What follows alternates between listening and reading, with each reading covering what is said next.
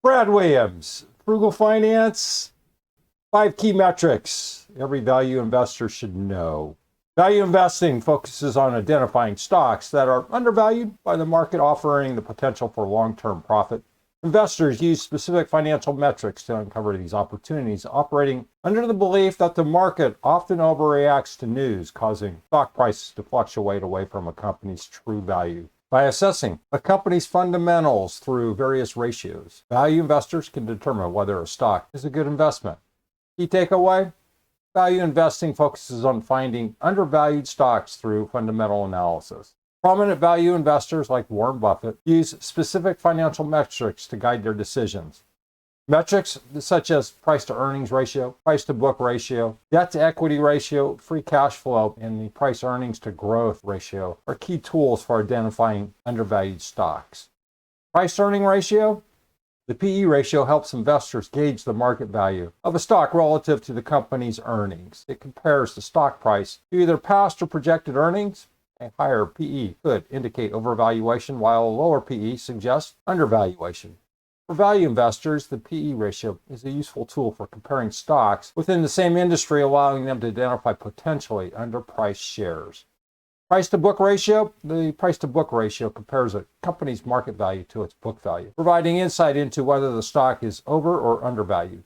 A ratio under 1 indicates that the stock is trading for less than its book value, which could make it an attractive target for value investors. This ratio reveals the difference between market's perception and its actual net worth, highlighting potential opportunities.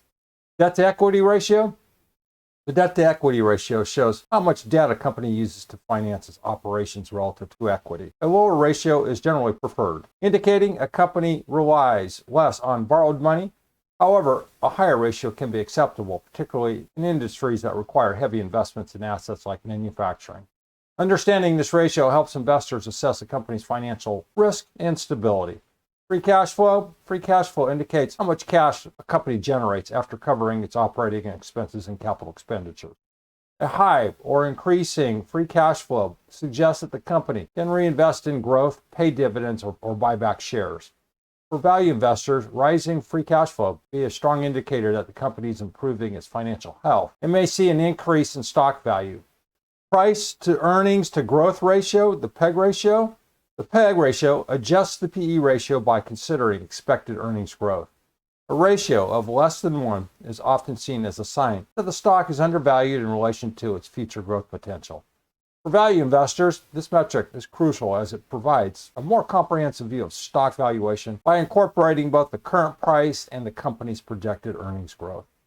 Value investing basics: at its core, value investing is about finding quality companies that are priced below their intrinsic value, often due to short-term market movements. Investors purchase these undervalued stocks and hold on to them, expecting long-term growth. This strategy generally involves a buy and hold approach, although it can also work for swing trading depending on market conditions.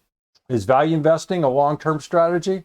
While value investing typically involves holding stocks for the long term, it can also be applied to short-term opportunities.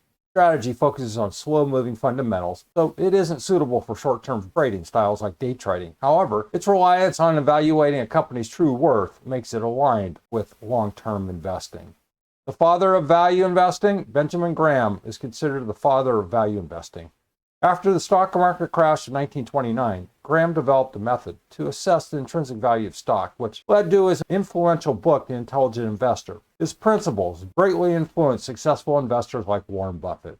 The bottom line: no single metric can guarantee that a stock is undervalued. Value investors use a combination of ratios to assess a company's financial health, earnings potential, and stock valuation. By doing so, they aim to invest in quality companies at a good price and hold them for the long term, taking advantage of market inefficiency.